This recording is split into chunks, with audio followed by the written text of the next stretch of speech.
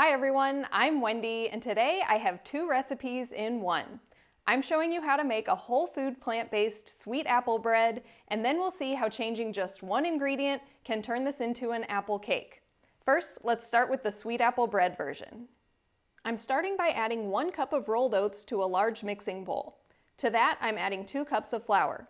I'm using whole wheat flour, but I've also done this with oat flour. Either one works great.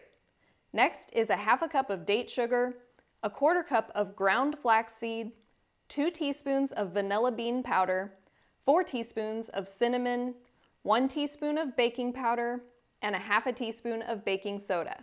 Then for the wet ingredients, I have 2 cups of plain unsweetened applesauce and 2 tablespoons of lemon juice. You can use fresh lemon juice, but I'm just using bottled.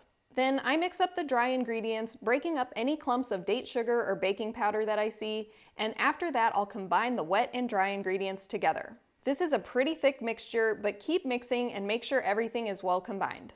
Then I like to use silicone pans, but if you use another kind of pan, I would recommend lining it with parchment paper. And I'll press the mixture down evenly. You can either use an 8-inch square pan or a standard loaf pan. For this bread version, I prefer to use the loaf pan. You'll bake this at 350 degrees Fahrenheit for about 40 to 45 minutes until it's nice and golden brown on top and pretty firm to the touch. Let it cool completely before removing from the silicone pan, and then it's ready to serve for breakfast, snack, or dessert. You can serve it plain, or I'll show you another option at the end of the video. But first, let's move on to transforming this recipe into an apple cake. Instead of starting with a cup of rolled oats and 2 cups of flour, we'll swap that out for 3 cups of flour. Again, you could use whole wheat flour or oat flour. Sometimes I even like to do a combination of the two. And that's the only change. Everything else is exactly the same. Date sugar, flaxseed, cinnamon, vanilla, baking powder, baking soda, applesauce, and lemon juice. Once again, we mix everything together, and since we're using whole food ingredients, the batter is still going to be thicker than a normal cake batter, but it'll be a little bit lighter and fluffier than our apple bread mixture. Once again, we'll transfer it to a pan. For this cake version, I recommend using an 8-inch square. We'll bake it at 350 degrees Fahrenheit, but the cake should get done a little quicker, in around 30 minutes or so. Let it cool before removing from the silicone. If you try to take something out of silicone while it's still piping hot, it's likely to fall apart or stick to the bottom.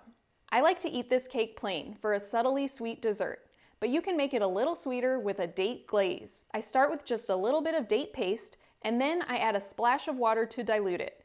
I simply pour that on top and spread it around for a really simple glaze.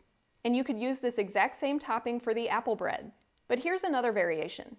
Again, I'm starting with a little bit of date paste, but this time I'm using a little bit of lemon juice for a sweet and tart flavor. These are a perfect sweet treat, and they're great for a quick breakfast on the go. If you wanted to make several of them at once, they also freeze really well. If you enjoyed this recipe, please hit the thumbs up. And you might also enjoy this other cake recipe that can be transformed into 4 different flavors. Thanks for watching, and I hope to see you next time.